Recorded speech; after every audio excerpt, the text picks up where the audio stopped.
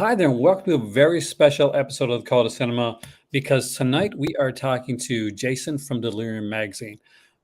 Not just Delirium Magazine, so much more. So without further ado, let's bring him in, start the chat. I got a lot of things to ask him. He has a lot of things to say. Hey there, Malcolm, welcome. And Jason, how it goes? Hey, how are you, man? I'm excited. I'm excited to have you on here. We've chatted before. We've talked back and forth. I've been wanting to have you on here for a bit, so it was nice to finally get you in here. Hey, hi, Malcolm. How's it going, man? No, thank you for having me on. This is long overdue and mostly on my part. I wanted to start this out by letting people kind of know, like, some of the stuff that you do. So I'm going to bring it up right here. Okay. And I'm going to basically... What you're looking at, that first image is from Delirium 35. That's a magazine I write for. That's the next issue, comes out in October. And you're just seeing various images. They look like all Delirium ones. There's the granny. You got this book to Luca Berkovici. Did I get that right? Yes. Which is actually super cool. Yeah, if you could pause that, that's great. That movie's never been on Blu-ray. It's never been on DVD. I would love for Culture Shock to do it. It's just a matter of finding the rights. But that is probably one of my favorite films from the 90s. And it's kind of like Dead Alive, just a splatter comedy. And it's a lot of fun. And I think that movie would sell great. That movie would be fantastic. I've been wanting to see this come on for a while. This is one of my favorite films from the 80s is Hello, Mary Lou, Prom Night 2. This is an interview with the director who's actually from Canada, Bruce Pittman. And again, that movie's on DVD. I don't know if there's a rights issue. It's never been on Blu-ray. I can imagine somebody like Scream Factory or Vinegar Syndrome possibly 4K'ing this, but I think there are some issues with the rights. I mean, like 2, 3, and 4. Like, I would love to see all of them come out on Blu-ray or 4K, whichever way. I'd love to see Malcolm on 4K if it's possible and the rights and the issues are there. I know that part 3 was really, really butchered a lot when it came out. Remember the even wrong aspect ratio? Like, I own it actually. The ironic thing is I did actually interview somebody who worked on Prom Night 3, and you're right. The DVD is cut. I think just like part 2 and maybe even part 4, there is a rights issue because they were put out on DVD, but that was probably 20 years ago. Through Lionsgate, if I remember correctly, because I've gotten an Alliance version of 1, 2, 3, and 4 here, a Canadian release though. Hello, Physical Media Collector 87. Hey there, Sarah. Hey there, Couch. But yeah, I would love to see. I'd love to see 2, 3, and 4. I actually enjoy the sequels to Prom Night more than the original, just because 2 and 3 are more supernatural, and 4 is kind of back to the roots of just being a slasher film, like the original. But they're long overdue for a Blu-ray at minimum. Like 4 has a lot of fun to it. Like I'm one of the, and this is one of my favorites right here. Can you go back to the image? Can you go back to the image before that? Sure. That's actually the first printed interview I ever did. It's for Fangoria. This is a career retrospective with Richard Friedman, who directed Doom Asylum, Phantom of the Mall, Eric's Revenge, and I'm forgetting another one. Scared Stiff. And basically, so, kind of like an underrated director, and I wanted to put the spotlight on him and talk about his career. So that's the very first thing I ever did, and it was for Fangoria. So it was like that's a nice kind of a childhood dream come true. He needs a lot of great stuff. He worked on some TV stuff too. I'm pretty sure. Like worked on some of the anthology shows back in the day. He did. He worked on Monsters. Yeah. Because I recently watched Monsters. That's why. I don't think he was the director of Malcolm's favorite episode that made him sad, but Glim Glim. I can rewatch that one, man. No, but an underrated director, and I always like to focus interviews on the underdogs, because I feel like I've been an underdog in my life. And, you know, I love the big directors too, but everybody talks about them. But who's interviewing Richard Friedman? Who's interviewing Bruce Pittman? Not a lot of people. Anybody that watched my channel for a while knows I'm a massive fan of Phantom of the Mall. Like it's one of those. I remember we were talking a few minutes before we came on here, and you showed a couple of Gorezone magazines. We'll show them actually after. And I remember, like at that point, I think I was going to college, and that was around the time Phantom of the Mall came out. And it was one of those movies that every like horror magazine had it like put somewhere. It was on their back cover or like on the inside front cover, had that poster with the, which gave away way too much because they showed the face. But I remember like wanting to see it so badly because of that. So and this is actually my second interview with Fangoria, and that's actually with David Pryor, who's no longer with us. It was a retrospective on Killer Workout. I love this. Like this came up from Slasher Video. I remember having this one and one that he did called one of the action films that he put out with his brother, of course, because his brother acted in like most of his films. So there was Killer Workout, there's Death Spa. This is better. This is my favorite of the two. I'm like hot take. So you like Killer Workout and the pen as the murder weapon? Yes, I do. I mean, like I will tell you right now, Jason, like Killer Workout, you take it and you take Murder Rock by Fulci and you put them together as an also double feature for pin killers. I will say I do think Death Spa blows it away on the gore factor, on the hot women factor, but I do like Killer Workout too. But I got to give them, if I'm doing a double feature, I'm watching Death Spa first. I mean, like, we'll put it in there. We do well, but you don't get like any crazy like fight scene random fight scene in the parking lot.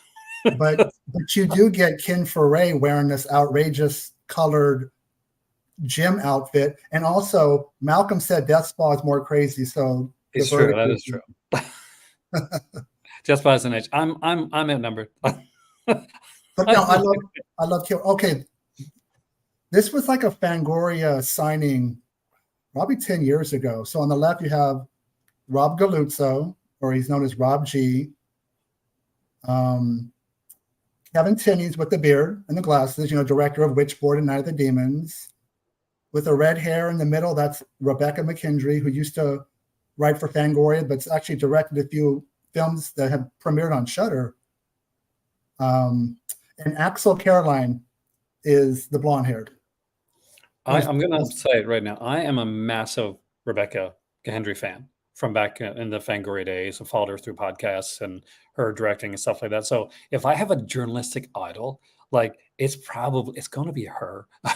Because she's so, and my better half is like she studied marine biology and aquatic horror. So it all comes together. I would love to pick her brain. Well, it's also impressive to go from writing for a magazine to directing films. It's not very easy. Oh my God. Like, I can't even imagine when it comes out, but to see them all here. Wow. Okay. This is, I'm glad I put my thumb there so you don't get in trouble. This was for Delirium. This is Mysi Max. She's actress, but also like a model. And as you can see, she's very attractive. And she did a film for Full Moon, Charles Band, called Lucky Charms. So it made sense, since Delirium is owned by Charles Band. It's a Full Moon magazine.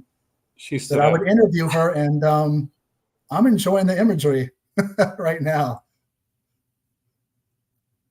I mean, like the stuff that she, I'm just, she made me speechless there. So this is actually kind of crossing over. Oh, okay. Did you want to go back one? Go back there. That's an interview I did with my friend, actually, Daniel Del Pozo, who's the owner of Culture Shock Releasing. And I think most people know who they are. And they used to be with OCN, and now they're with TerrorVision. And I think we'll talk about a little bit more later, but I actually do some work with Culture Shock. And I think that image on the left is George Buckflower from The American Scream, and the glowing red eyes is the girlfriend from Hell. I still gotta get And that. there's the director of Prom Night 2. I made a point to make sure he got a copy. And I said, just for my ego and personal memories, can you take a picture of yourself holding up the interview? And that's It's just neat, awesome. isn't it? Like when you get somebody, like especially if it's a movie that you really appreciate it, and you get to talk to the person like behind it, and like to focus them, and to see like this picture of him with your article, talking about a movie that you love. I feel like when you write for a magazine or even work for a boutique label, you're giving back to the movies that meant something to you. In particular, I remember watching this, renting it on VHS in probably 87. And I was like, this is the best Prom Night movie. And I make no bones about that. And they don't make them like they used to. So to get to interview him and have him hold up the article and to know that he has that in his personal collection is awesome. Hey there, Indies.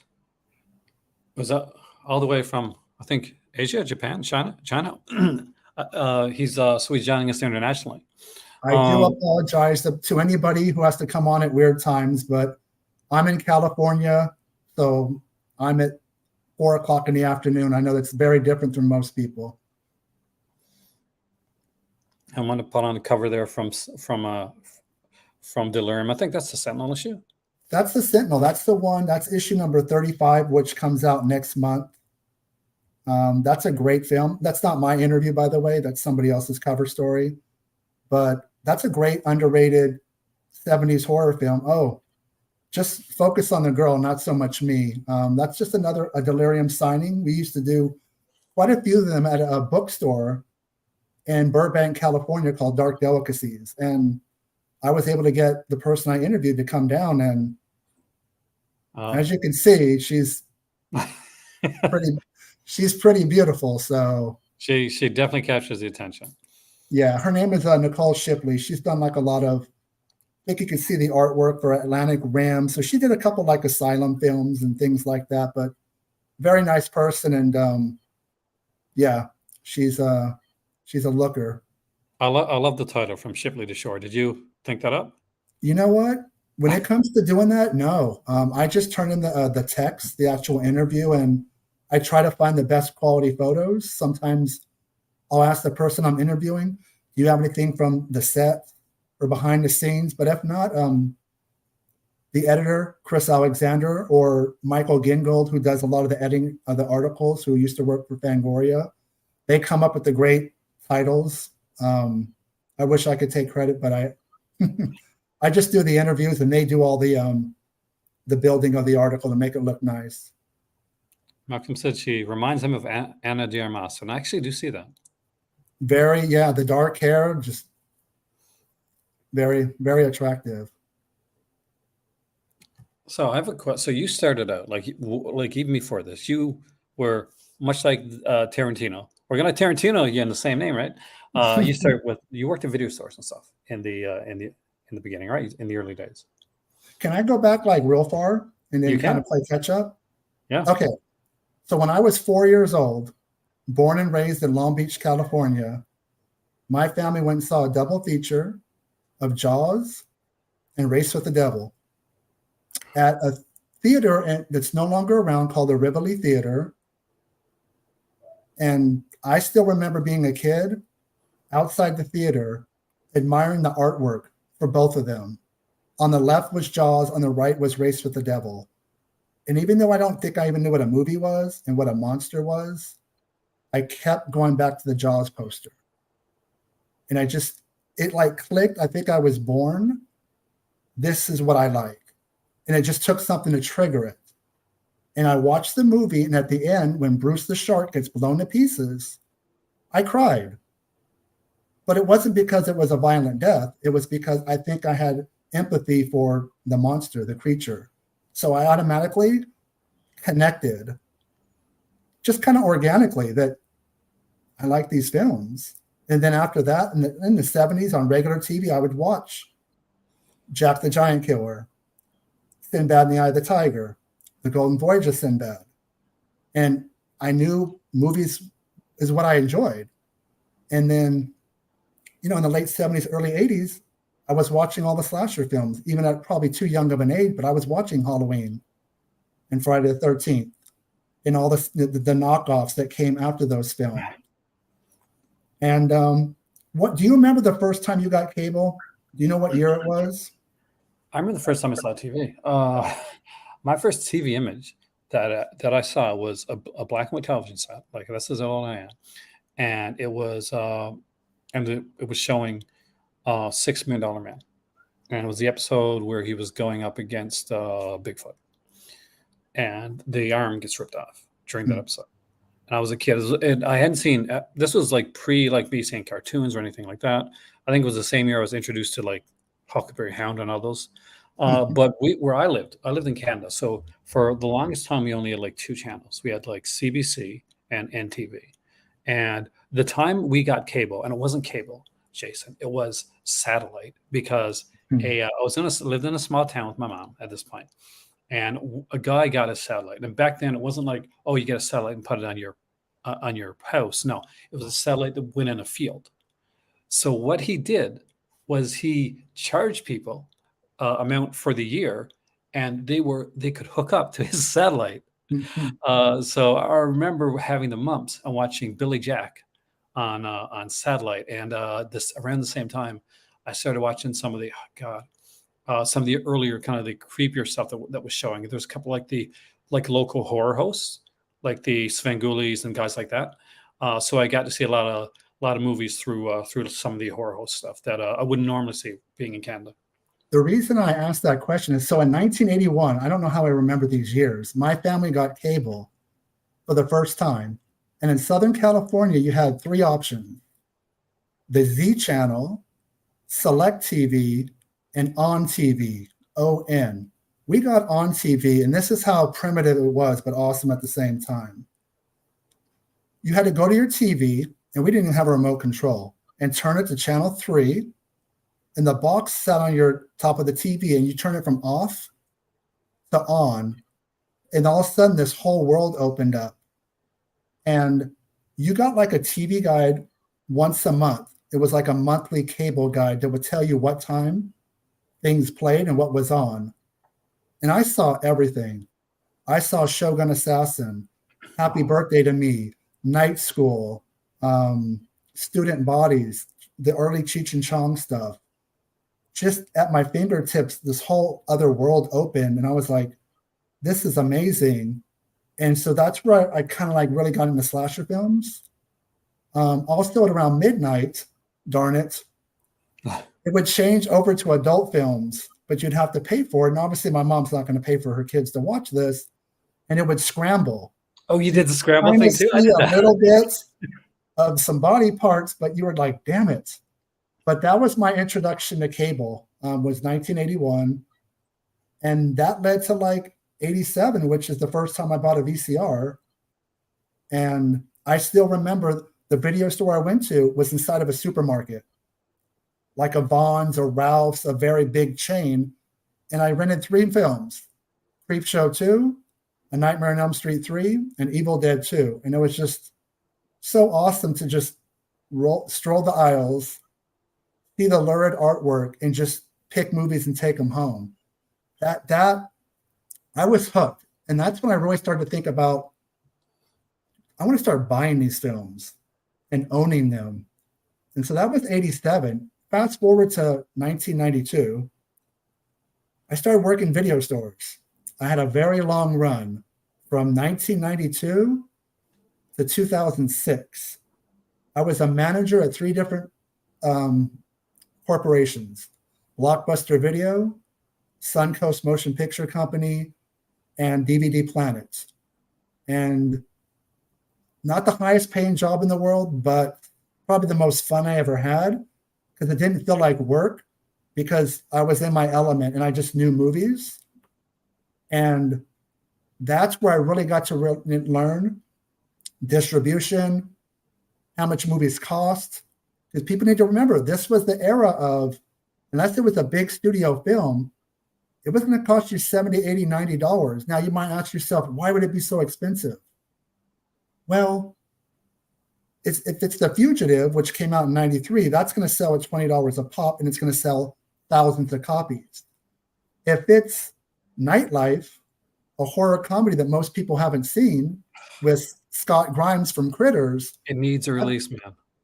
That's going to cost you $90 because the company needs to make money, and then the rental store needs to be able to flip over and over to recoup their money. So when people go, oh, why were movies so expensive back then? Well, there was a reason. It was a risk reward. The big studio movies or blockbusters were going to get sold at a $20 price. And the smaller films, in particular genre films, were just not going to be reasonably priced. But I learned on the ground, pre-ordering, receiving product, transferring it from rental, making space on the new release wall. But the rental part of it wasn't as enjoyable as selling the film. So when I went to Suncoast and DVD Planet, where we sold movies, that was more enjoyable because you didn't deal with the general public as much as you did the connoisseurs and the cinephiles who were there to buy movies. So they were there because they love film. And then so you would get into conversations with customers about everything. And that was the most enjoyable part of working in the video store industry. So I've got a quick question for you then. So Jason working at a video store, like in every video store, there's usually like a selection, and everybody has their selections on the wall, right? Like what would have been like your like kind of a constant? Like were there any films that you would constantly have like your like recommendations? There actually was on the new release wall from top to bottom, maybe 12 slots where employees had employee picks. And mine was like Army of Darkness, just ones that were maybe obvious, but not to the average person. It was probably Army of Darkness. It was, some offbeat films that, I felt like were in my wheelhouse. Sometimes they would rent them. Sometimes they wouldn't because they were mostly genre films, cult films. Because you mentioned Nightlife, and that's like one that takes me back. Because I'll tell you something now. Back in the day, I bought Nightlife on sale for $75 because I was a huge fan of that film. I was a big fan of Scott Grimes, who had a TV show around that time period too. I keep waiting for it to come out. Same thing when you mentioned Student Bodies. All of films, unfortunately, recently went under, and they had the rights at one point for Student Bodies. So I'm hoping that somebody picks that up and puts out a nice version of that, because that's a really underrated film. Nightlife, I used to own it on VHS, and I remember it said Columbia. So I'm assuming if the rights are still there, it's with Sony. And I don't know if that's a company that a lot of boutique labels have been able to break in the door and look through their vaults and pull them out. But it's probably one of the best films of the 80s that I think most people haven't even seen, let alone heard of. That would be a big deal if it can. I think a lot of people would love it because it is such a fun film. It's such a weird VHS cover, though, like for that one, if you remember. If anybody puts it out on Blu-ray, it's literally going to make a 35, 40-year jump from VHS to Blu-ray. Generations of people haven't seen it. So it's a great film. But the video store industry was fun. I did bump into a few famous people in all the years I did work there. At Suncoast, I bumped into the guy that plays Boogaloo Shrimp from Breakin' and Breakin' 2. Oh, really? I forgot his name offhand. He was a customer at Suncoast. There's a rapper named Warren G who came in, was a customer, and Reggie Bannister from Phantasm. I bumped into him too. So once in a while you bump into some famous people, at least in the B-movie side of things.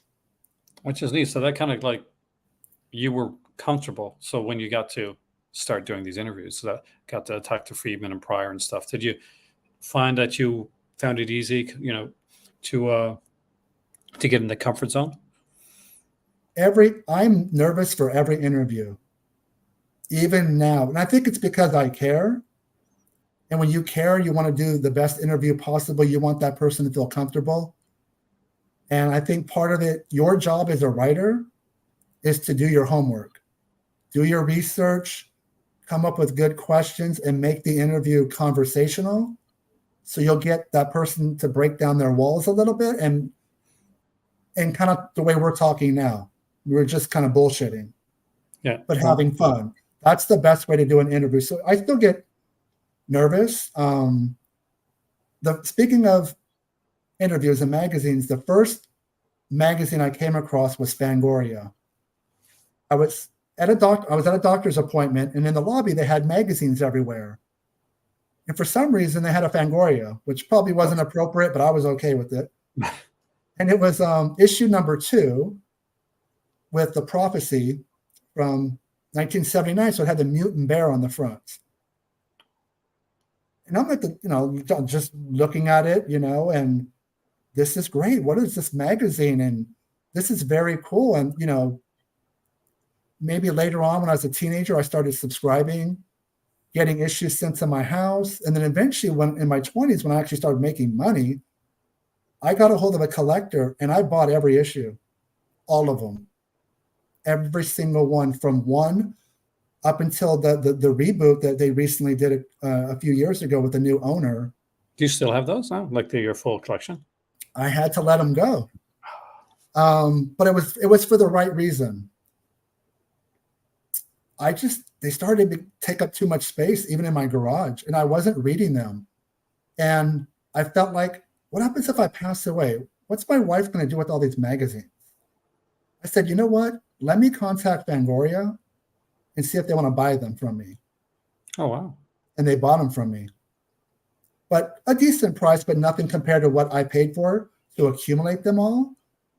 But it actually made sense because it was like, that's the magazine that made me want to do this stuff. And so this is my way of giving back. And also about 20 years ago, there was a fire in their warehouse and they lost a bunch of them. I don't think they have time to digitize them or, put them online and save them. So now they own every single copy and they can do whatever they want with it. Which is fantastic, because now they can digitize them. And I would love, because Fangoria was one of the first horror magazines that I remember that when I first got my iPad, that used to have some that you could actually buy, right? You could digitally buy before that was the thing that was being done. And then obviously Fangoria went and it just dropped out. They never had a lot, but it was like used to be a small Fango app back in the day before like the one that they had. And the ironic thing is, I don't think it did well because people love physical media. Oh no, it didn't do well. Not at all, actually. And for me, like I had like pretty much from '89 on up, I had most Fangorias. I don't have them now, sadly, because I moved a few different times, and I had every Gorezone, because that was mine in the day. That was kind of like my thing. Gorezone was my magazine. There was Gorezone. Then there was the ones that didn't last, but you saw them had like 4 or 5 issues. There was a Toxic. Remember Toxic Horror?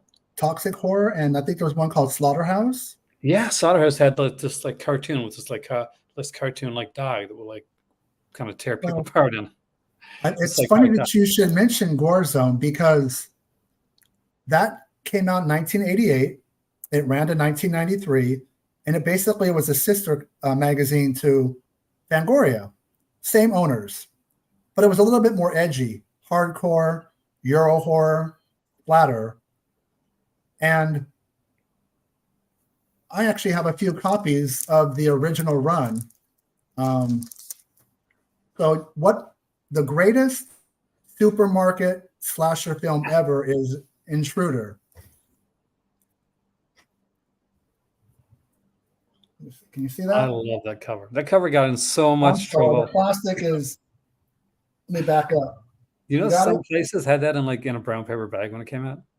So there's Intruder. You have Umberto Lenzi's Ghost House.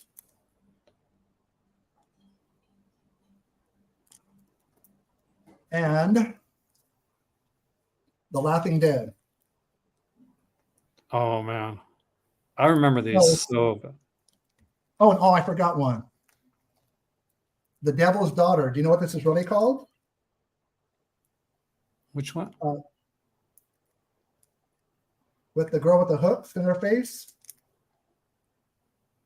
It's The Sect from Michel Suavi. Oh, okay. But they went with the different title That's for not a that bad cover. title. Yeah. Devil's And Daughter's nice. And the best way to look at it is where Fangoria was more like Playboy, Gorezone was Penthouse as far as content and being and you know, pushing it to the next level. Or basically Fangoria was like Scream Factory and Gorezone was Seven Films. That's kind of the best way to equate them. You don't just have you worked with like Gorezone, right? Well, what happened is the original run ended, and then like 2013, 2014, Chris Alexander, who was the editor-in-chief at Fangoria, decided to bring Gorezone back. So the original run was 27 issues. It was brought back, and it probably lasted another 7 or 8, but Fangoria changed ownership, and it went bye-bye again. Which is a shame because it was really getting good. I was buying it around that time. And unfortunately, but the good thing is I was way too young to even know how to get into the writing game on the original run. But for this reboot, I was in pretty much every issue. And these are the new versions that came out maybe 10, 12 years ago.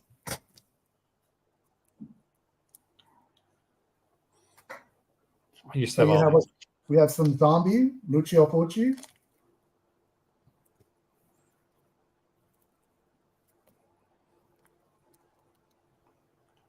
Got some good Bruno Mattei stuff there, man. And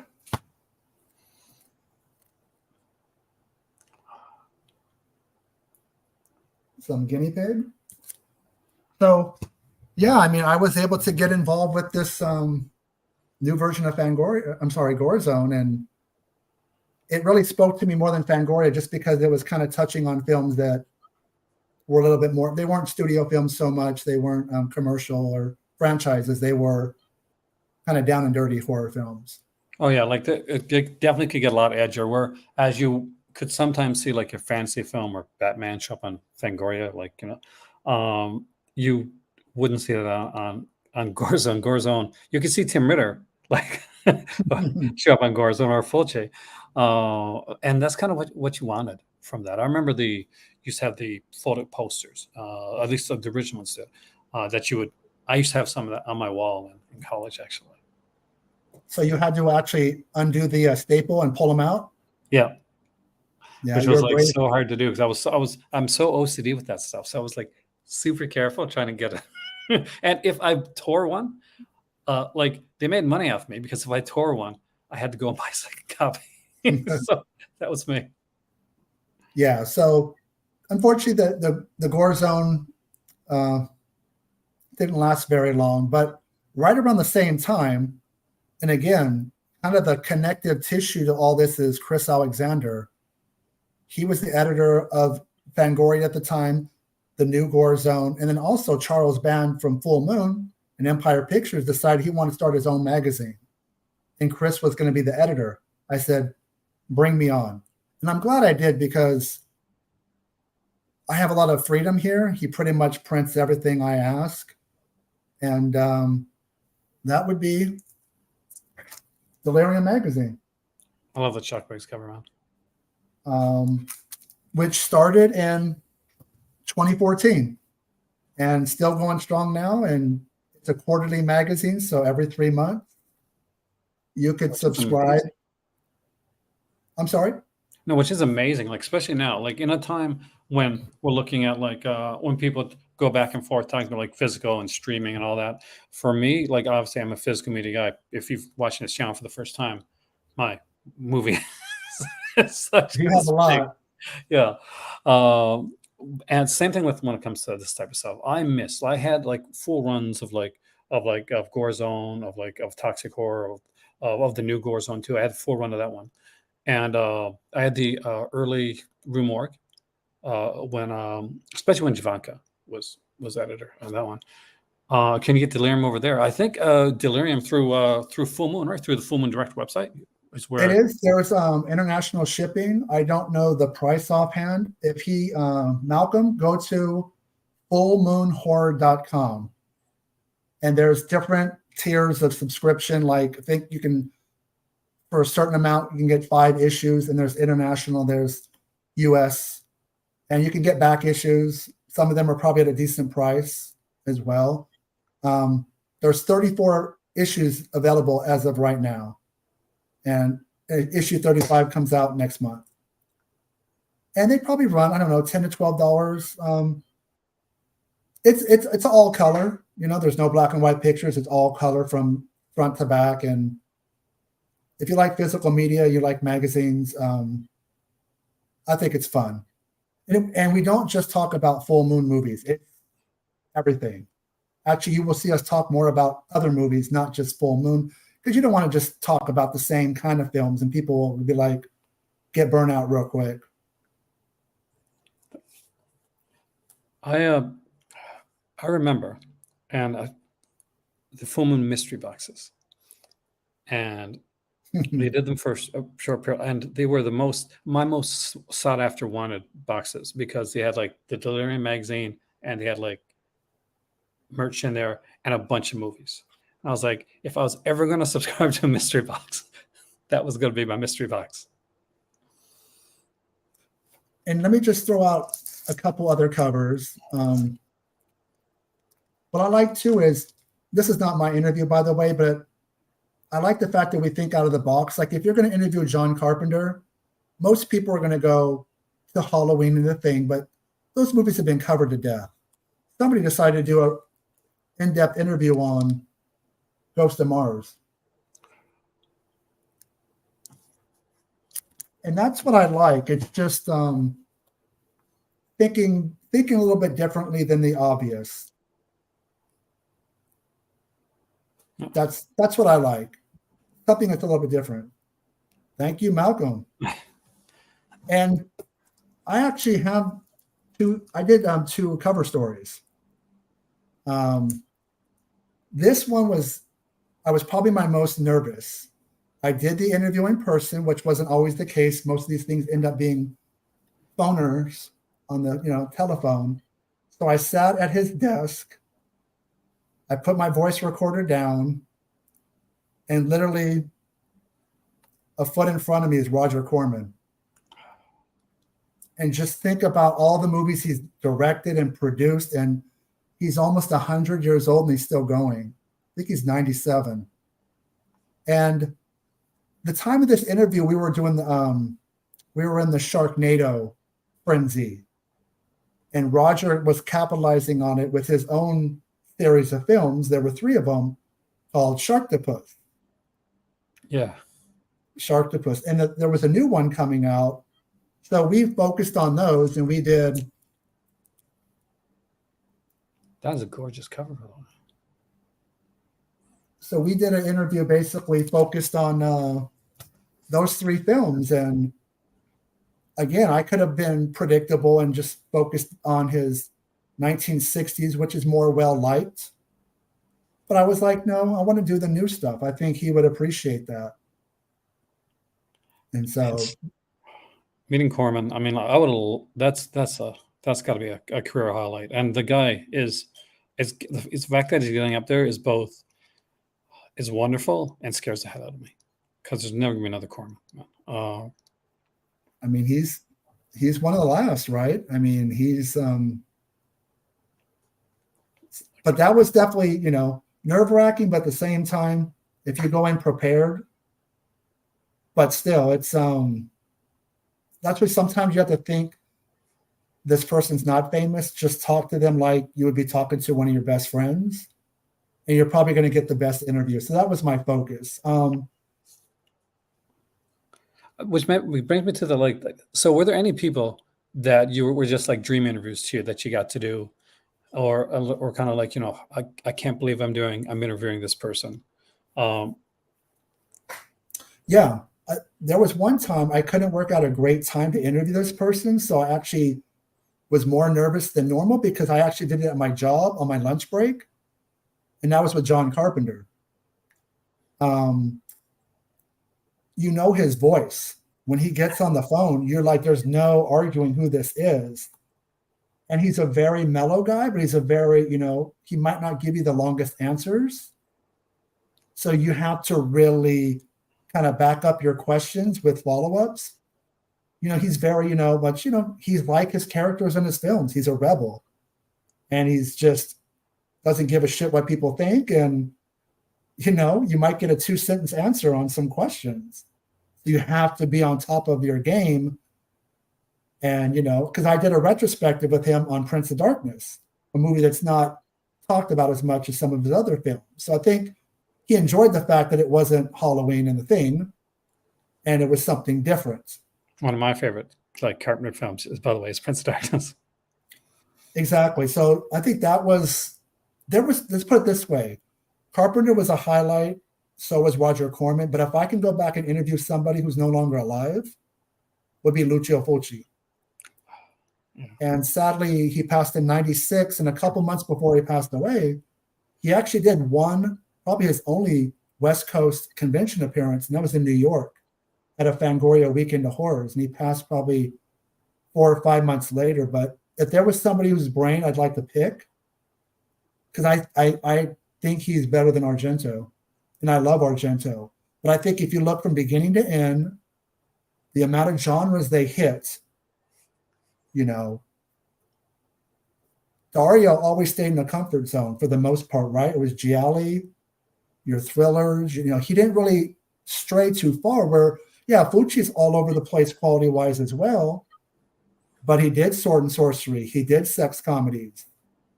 He did thrillers. He did splatter. He did everything. He did westerns. So I really think if you look at the body of work, and that's just my personal opinion, he's the best, but Dario is right there with him. But, for Dario's the art, when you think Giallo in a lot of cases, you do think Dario Argento. Now that being said, Lucio Fulci has made some of my favorite Giallos of all time, even within that genre. But Fulci definitely has a wider breadth of work that he that he does, and some of my favorites are kind of just the quirkier ones that I just love. So with the gialli, we're talking The Psychic, A Lizard in a Woman's Skin, Don't Torture a Duckling. I mean, so that's the one person, but that would have been a very tough interview because his English wasn't good, so I would have had to hire a translator. But that would be one interview that I can do. But I did have one other cover story. I'm not sure if you're familiar with, she's a director named Gigi Saul Guerrero. She's done a couple movies for Blumhouse.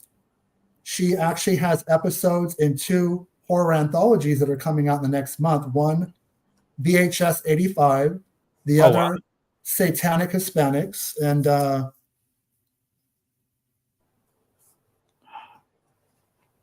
is one heck of a cover. She's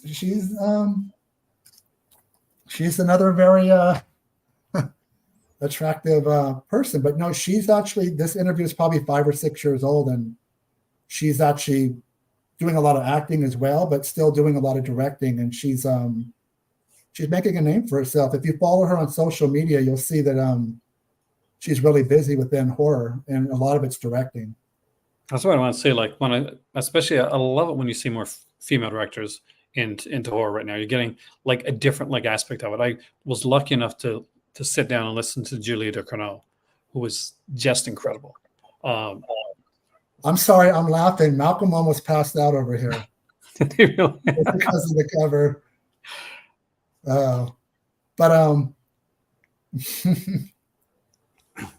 Do we need to send him a free copy? Because he really enjoyed that cover.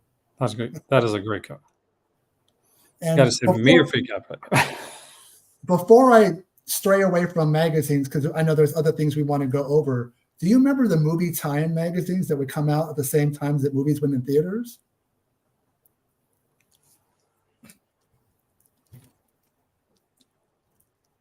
Oh, you got Tales from the Crypt, Demon Night? I had that, actually. I had that one. Gremlins. Gremlins.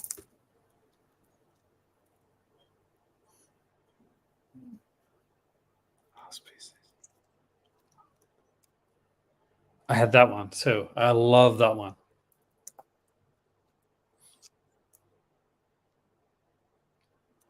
That's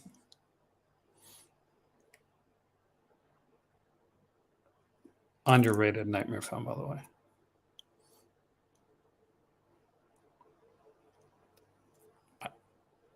Last one.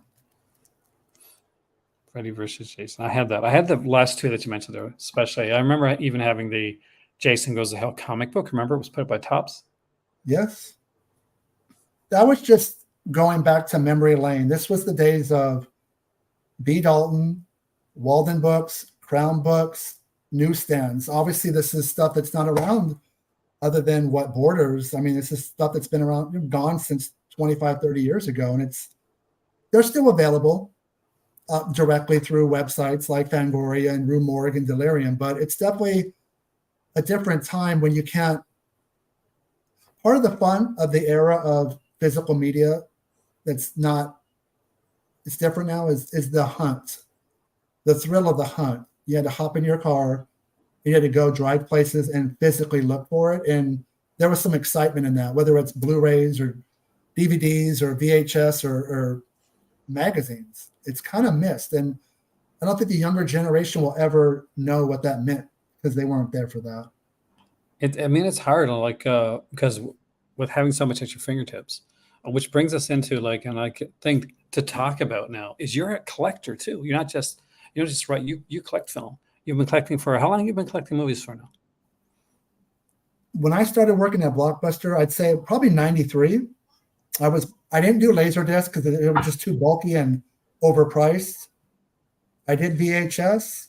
I had a huge collection. And then 1998, I bought my first DVD player and I said bye-bye to VHS because it just was a good price. Basically, a Laserdisc shrunk down to a CD, the extra features, widescreen, picture quality. And I bought my first player at Circuit City, and Warner Brother was so backing DVD that when you bought that player, it included 5 free movies from Warner Brothers. It was Lethal Weapon 4, Lost in Space, Mars Attack, Sphere, and U.S. Marshals. You got all that with your DVD player, and I never looked back to VHS after that. It was my first love, but I was cheating on it with DVD. Well, DVD brought the special features. It brought the special features, and in my opinion, it kind of killed any chance Laserdisc had at that point, because now it was affordable, and now it was just easier to. And I do love Laserdisc, by the way. It was easier to store with when it came to DVD. My first DVD player, I picked up Wishmaster 2, the Artisan, double feature release. And I got home. I went to put it on my TV, and it looked scrambled you would those movies were, the late night films. And then I found out that my TV wasn't compatible, so I had to go in my $50 box to plug into the DVD player to plug it into my TV. Yeah, and DVD. I know it's not Blu-ray, it's not 4K, but a lot of people are quick to push it aside. It still outsells them because I think the price point is $15, $20. And a lot of people that buy movies are not necessarily hardcore collectors like us. So Blu-ray, and of course, and 4K are superior, but I wouldn't be so quick to not. I know they're phasing them out. Like Severin used to have a Blu-ray and DVD release, and now they got rid of their DVDs, and Vinegar Syndrome's gotten rid of their DVDs. But for a bigger, more mainstream companies, I wouldn't quite get rid of DVDs yet. I think, I'm not going to lie, Jason, I don't think it's the smartest decision just based on how well it still sells. And if you want to cheaply get into brick and mortar markets, look at Walmart. What do you see there? Most of the time, you got those bins, right? The giant DVD bins, and we still get a whole bunch of every year at Halloween. You get the Blu-rays, but you get the it's like the first 4 Friday the 13th, or the first 4 like Nightmare on Elm Street's on DVD with a a glow in the dark cover. Um, it's still a nice way to get into to inexpensively get into a market that is, especially when it's a brick and mortar store, not always easy to get into. And what people need to realize is when you watch a lot of YouTubers who actually visit Best Buy, Target, Walmart, and they don't have a big physical media section, and they're like, well, they must, physical media must be dying. Well, no, we're spoiled. They're buying them. They're just buying them online. Yeah. Because they're like, why do I need to get in my car and spend gas money that is not very cheap right now? Go in, it might have what I need in stock. And then you have to deal, just the hustle and bustle of checking out when you can order from Amazon or directly from those stores' websites. So I think that's why they're phasing out in store. I think it still sells, just it's more of online because it's more convenient that you can hit a couple buttons on your computer or your phone and have it at your doorstep in 2 or 3 days. Oh, that's, and if you watch those people that do like those, like they go into stores and stuff, that often they don't buy from the stores. A lot of times they'll come home like, oh, I got this movie a couple days back. Especially if you're the bigger ones, they do they'll whether they buy it like online or come to them because they want to get it early, and it's usually like a couple. Like it'll usually be the steel books or some of the other stuff that they'll actually buy in store. Malcolm says he'd rather pick it up in store, but you're not going to find a lot of Vinegar Syndrome, horror, or definitely the adult titles. You'll never find them there, but you're not going to find maybe some Scream Factory, but you're not going to find most of the boutique labels inside of a physical location. So that's the same thing. Like you won't find the Culture Shocks, the TerraVisions. You're not going to find the like you're lucky like when you find like the Severin or stuff like that in stores. Like in My Sunrise, you'll find some of that stuff because they carry some of the weirder stuff. But it's usually 1 or 2 copies, and if you're lucky, you're able to get it. And things have moved to online anyway. And I would love to be able to go into a store like here. I live in Morocco and see physical media. And when I came here the first time I visited Morocco, one of the first things we did, we went to the mall here. It's a huge mall, went upstairs, massive physical media section in the store. Since then, they still sell electronics in that store, but no physical media at all. And definitely miss those days of that. But it's people worry about physical media going away, but I think it's more like it's just changing in the way that we buy it. If vinyl, which was claimed dead in the 80s with CDs, is still around 50 years later, I really think Blu-ray is the anchor. 4K is very expensive. I know a lot more of them are getting done, but I don't think it's going to be where Blu-ray is at. Blu-ray is what's going to carry physical media. DVD will still be around. 4Ks will continually be made. They're doing more of them, but they're not cost efficient. So your return on investment is not going to be as good as you just put it out on Blu-ray. Honestly, I'm fine with the quality of Blu-ray. If I have a combo that gives me a 4K with the Blu-ray, of course I'm going to go with the 4K, but I'm content with Blu-ray. So like as a collector right now, like you collect a lot of different different films, different genres, different labels. Do you have favorite labels? So like if you had to name your top 3 labels right now, collecting wise. Since you went there, let me go back to about 2009 is really when I started writing. And I started writing for a website first that's no longer in existence. So if you Google search killer film, you will not find anything. But that's where I started.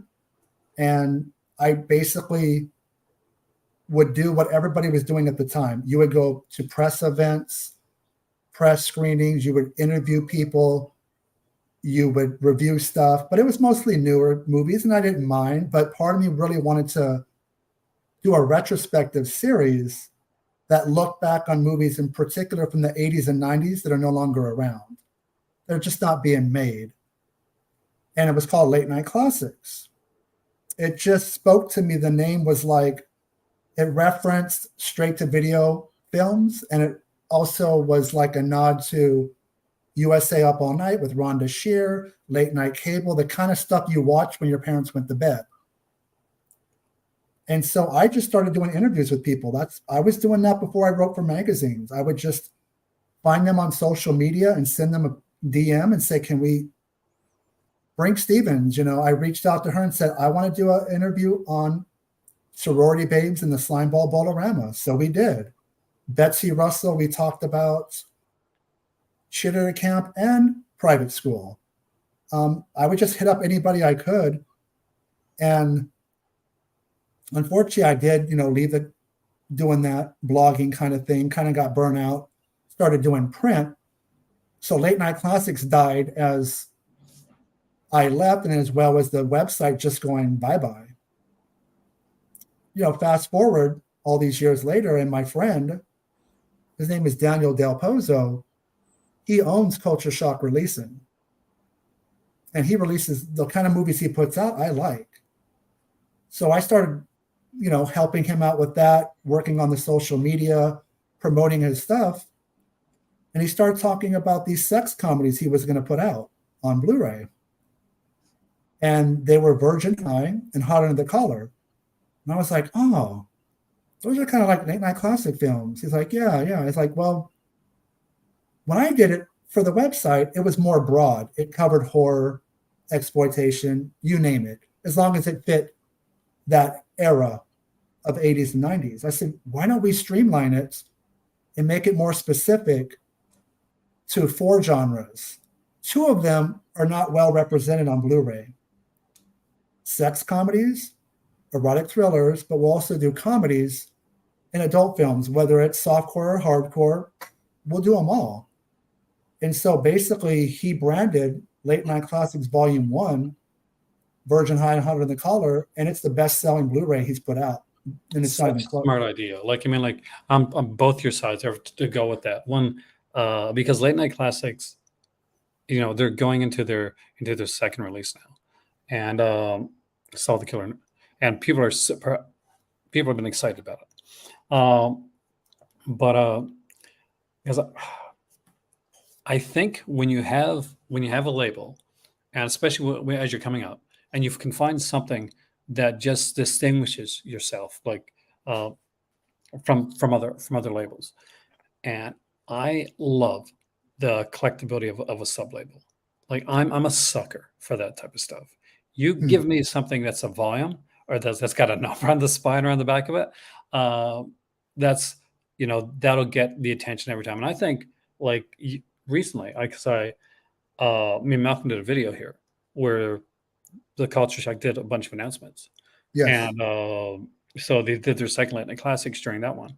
And I'm willing to bet that that's going to be something that's going to get a lot of eyes because people are going to remember it from the first one, and they will follow that series through. Lines like that, especially when you have a definitive thing. Here's the thing, and here's what I think is key for something like this, because I've seen this done right and I've seen this done wrong, and this is where I think it's doing it right. Is it knows what it is, because without saying it, there are lines that I've tried to collect, and I'll get like 10 or so movies in. I'm like, what exactly was the whole motive behind this line in the first place? You know what I'm talking about.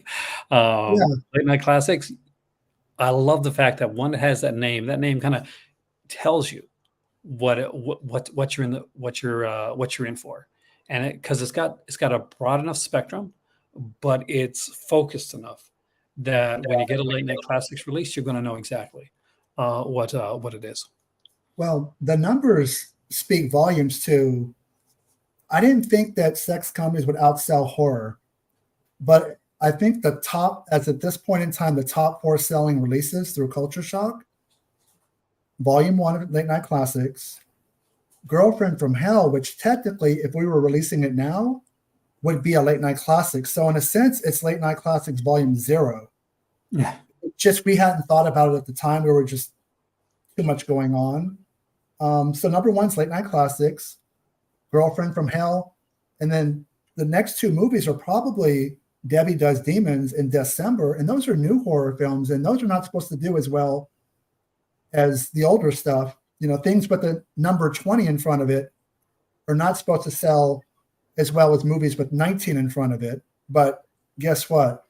Those two movies are like better sellers than some of the movies from the 80s and 90s. So you can't really predict what's going to sell sometimes. You just have to put it out there and hope for the best. I think one of the good things with something like that too is like Girlfriend from Hell, titles like that. They do have that aesthetic though, like of that kind of a feel of that style of film. One of the great things that about late night classics, since we mentioned it here, is that these are films, and the reason I say they will sell and sell a lot better than like some of the horror stuff right now is because the sex comedies, that stuff like that, they're not being made the way they were made back then. The actors that they would get in back then, like just like the whole aesthetic of it, it's different. It's a different time, and for some people, especially for younger people, they weren't around at that period of time. Like it's like my kids are younger, right? And they're movie collectors, comic collectors, stuff like that. They weren't around to see the stuff that I saw, but they could vicariously live by buying those type releases through places like that now. I mean, I saw it in theaters, but the granddaddy of all sex comedies is Porky's. And what people need to remember is, of course, it's a Bob Clark film, and we all know him from Black Christmas and A Christmas Story. But that received a theatrical release on a small budget, and it made well over $100 million, probably on a couple $1 million budget. And it is a sex comedy. It's not a comedy with sex. The whole selling point of that movie and the theatrical poster is a guy peeping through a peephole and looking into the shower. It's on the poster. I saw that in theaters. I'm not sure how, when I was probably 10. And there's full-on nudity, bush, boobs, butt. And it's a big selling point of the film. And from that movie, and maybe to a lesser extent, maybe Fast Times, which is more comedy, but there's some, there's the Phoebe Cates topless scene and movies like that, and Private School and Revenge of the Nerds, of course, is huge. That definitely, sex comedy just showed everything. All the direct-to-video, people are ready to make money off of it. And then out of it comes movies like Assault of the Party Nerds 1 and 2, which is ironically Late Night Classics Volume 2 double feature, which will probably be out in the next couple months. So I'm excited to see where it comes with that. I want to see the artwork for that. I want to see the release when it comes. I'm hoping I want the Late Night Classics to be something that it's something I'm talking about in 2 years from now. Like, because I love this. If anybody knows my channel, this is the stuff I grew up with. The Porky's and stuff. That's what I saw in theater. Those are the type of movies that I watched. Anything that Betsy Russell in it, because if Phoebe Cates, especially if you saw a movie and it had Phoebe Cates and it had Betsy Russell, you're like, oh, Phoebe Cates isn't going to do nudity for this film. Here's Betsy Russell. Private School is a perfect example of that. But yeah, there's so many, and that's the thing. It's an untapped market that I've gotten into. Same with erotic. I talk erotic thrillers on there all the time because it's my jams, one of my things. And you get like the sex comedies, you get the erotic thrillers, you get like these types of films that and people say, well, they couldn't be made nowadays, or there's no or maybe the market's not there. But I think what we're seeing with the companies that are doing well right now, and the companies that have eyes on them, it's because that the market is there for that. Like, this is the perfect time. This is the golden era for collecting, especially for collecting these type of titles. Well, I think there was a philosophy out there that they didn't sell well, and you can't base it off of 1 or 2 movies. You can't base it off My Chauffeur because that's really not a sex comedy. No, it's a comedy with some nudity. I could tell you for Late Night Classics Volume 1, there was a 1,500 slipcover run that sold out in 10 days. That's incredible. That's unheard of for most companies, let alone, culture shock releasing. So that was pretty impressive. And we just announced coming soon the Refrigerator horror film, Lone Wolf, a horror film, and then Assault and the Party Nerds 1 and 2. And the one everybody keeps going back to is Assault. Not that they're not interested in the other ones, but unless you go to VHS, a lot of these sex comedies, they're not available on DVD and they're not available on Blu-ray.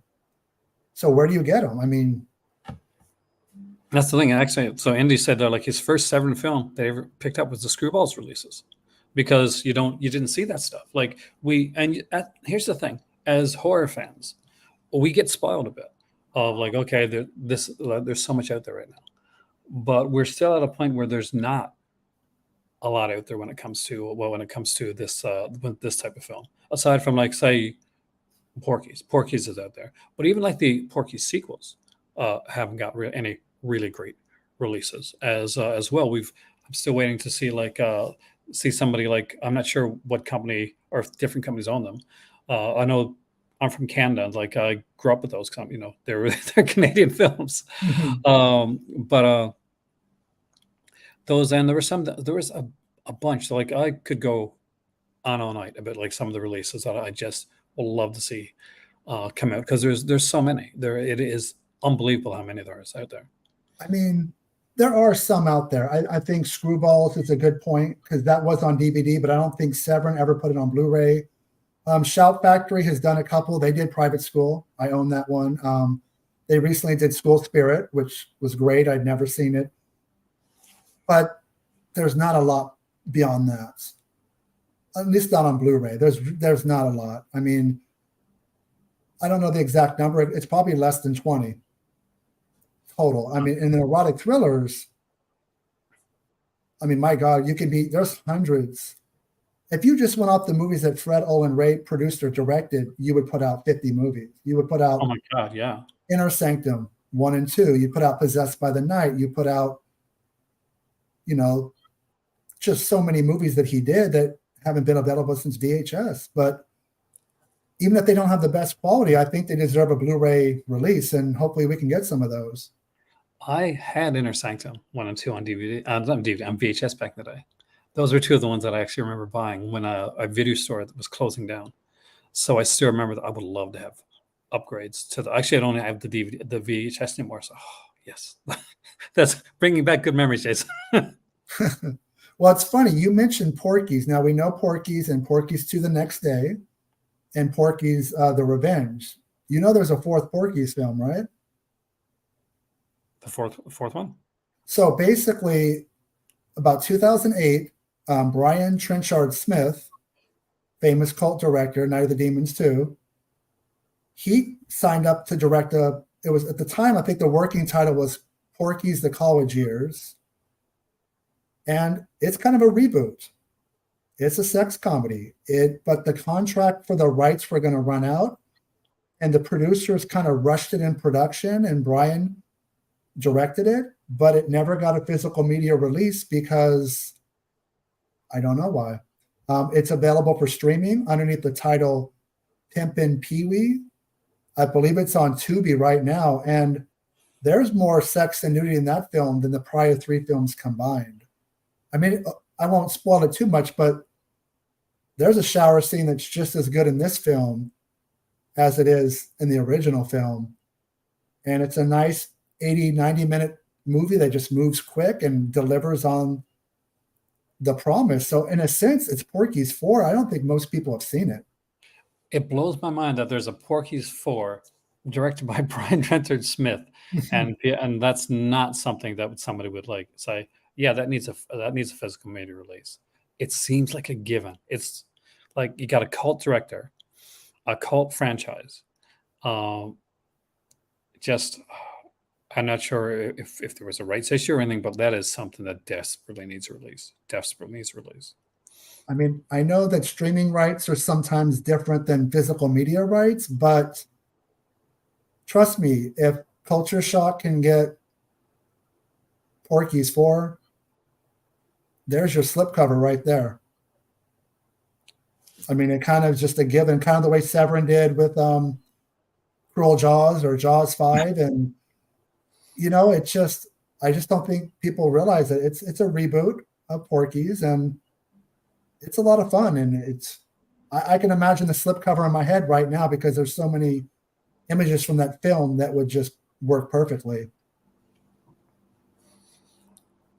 Which literally brings me to the point of like, there's so much there. That is there anything that you would like to see, but like that you think, like if you had a dream movie come out, like something that you would love to see come out that just hasn't been able or has been able to, or just. Can I cheat and give you a couple? Of course, yeah.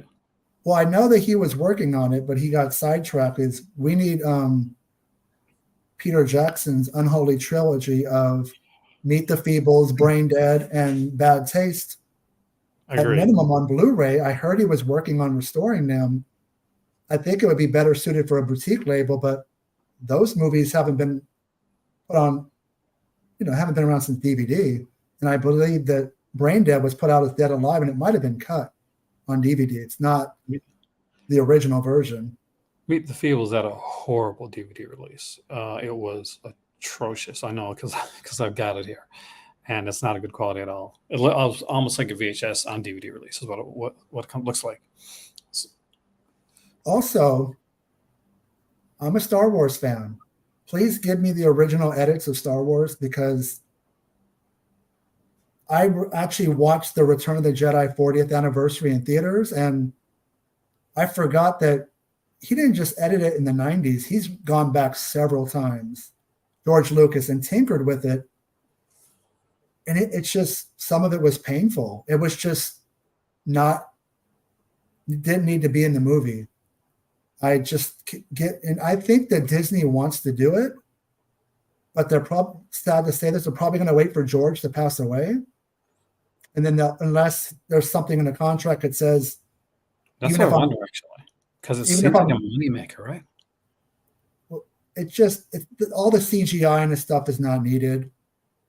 When Vader picks up the Emperor and tosses him, he says, no, he never said anything. He just tossed him. Oh, no, Malcolm, we're not doing the Star Wars Christmas special.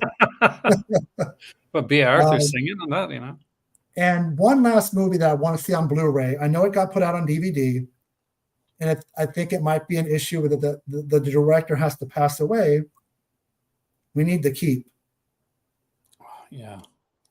I know it's a Paramount release, but a lot of the boutique labels have been able to break down their door. But I think he hates the film, Michael Mann.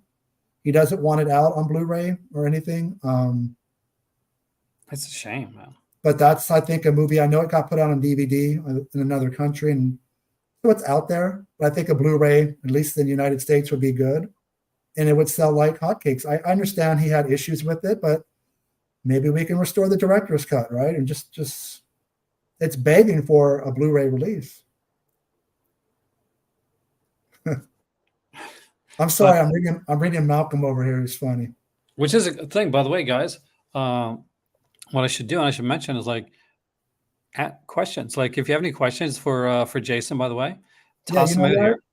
Yeah, I mean, go for it.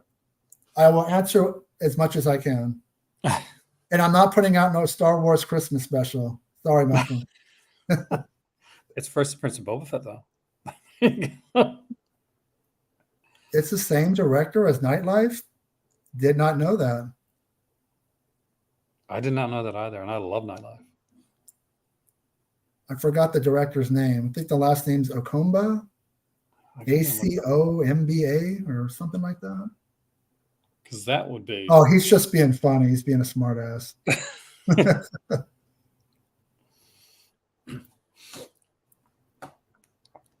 But I would, because Nightlife is one of those. It's just when I was a kid, I guess that kind of stuck with me.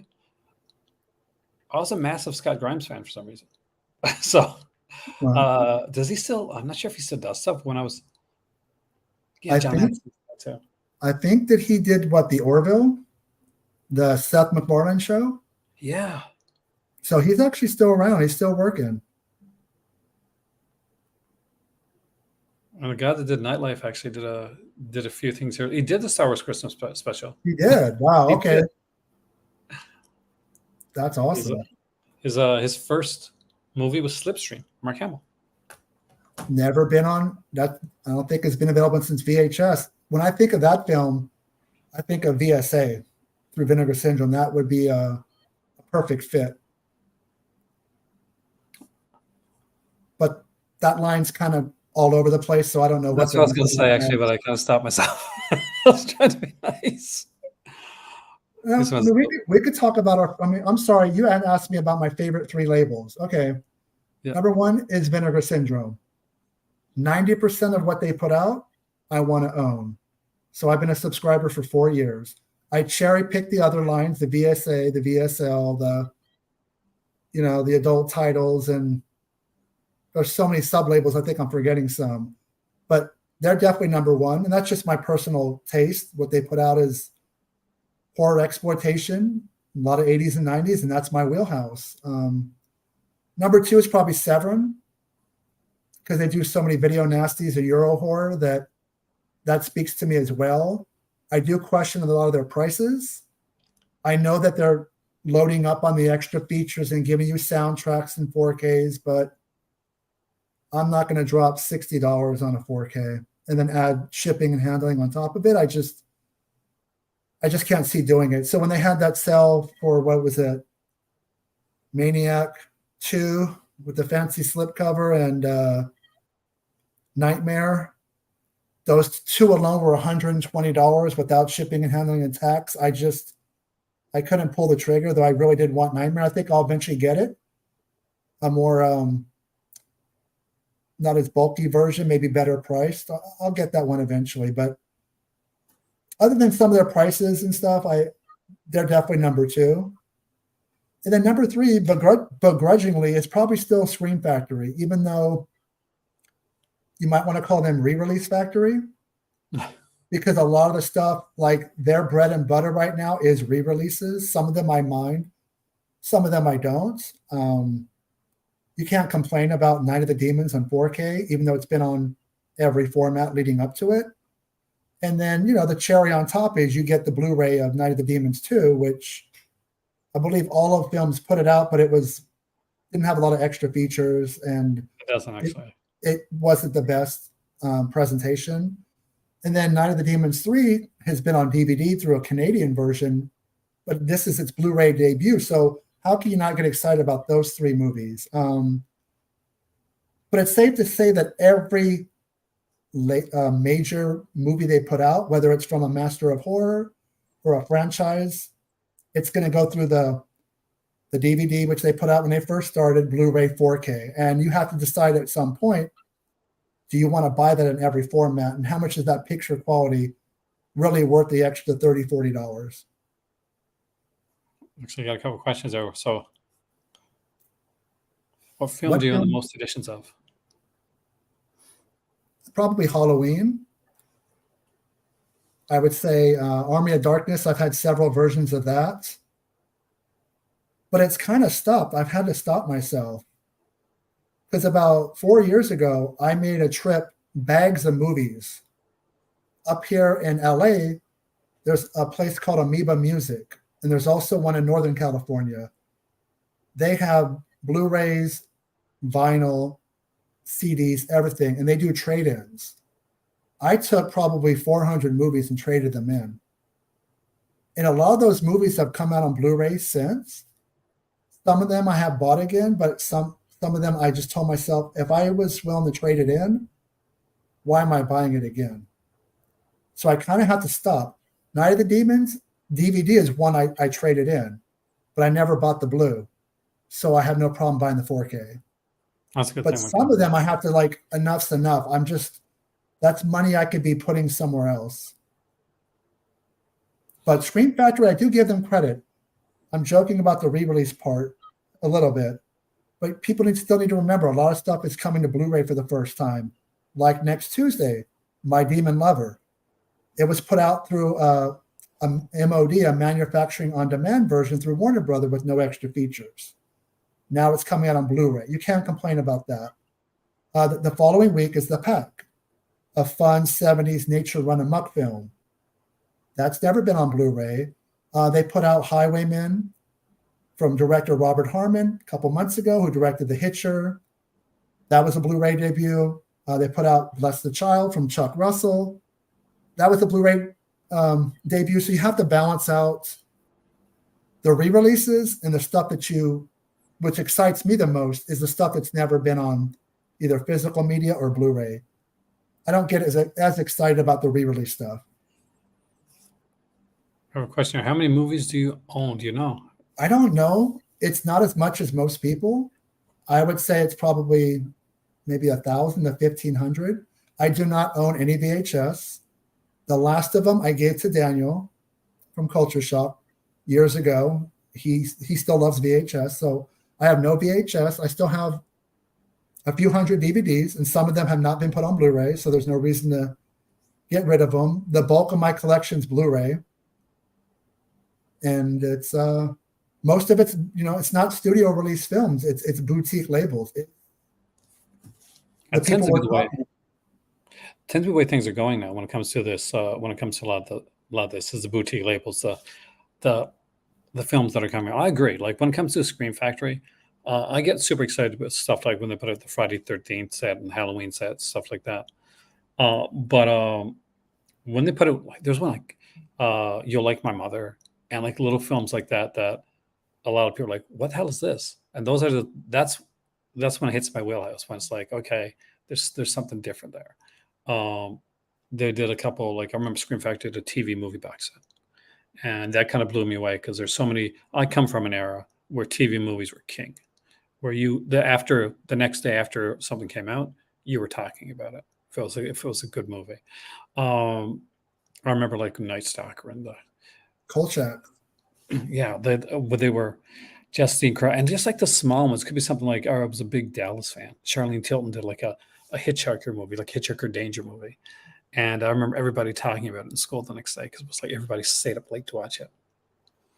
I think I feel bad for the TV movies because the numbers have not been very good. I think that's why Vinegar Syndrome only did volume 1 of Television Terror, because it just didn't move. I know Scream Factory did some smaller, less well-known TV movies. I don't think they did well. I think you're always going to do good with The Night Stalker and the more popular TV movies and stuff like that. But I think obviously it's something like Duel, right? A masterpiece. It's a given, right? Yeah.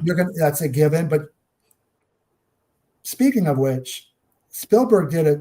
Speaking of Kolchak and Duel, Steven Spielberg did a TV movie after Duel called, Something Evil. And it's starring Darren McGavin, Kolchak. Spielberg's not a big fan of it. So Universal could put it out. But I think to keep in good graces with him, they won't, because they continue to put out his movies and make a lot of money. So if you go on YouTube, I believe the whole movie is on there. It's not Duel, but it's definitely 70s creepy, but Spielberg's not fond of it. So that will probably never get put out. But I know people have reached out to Universal, but they can't cross the master, right? Oh, no.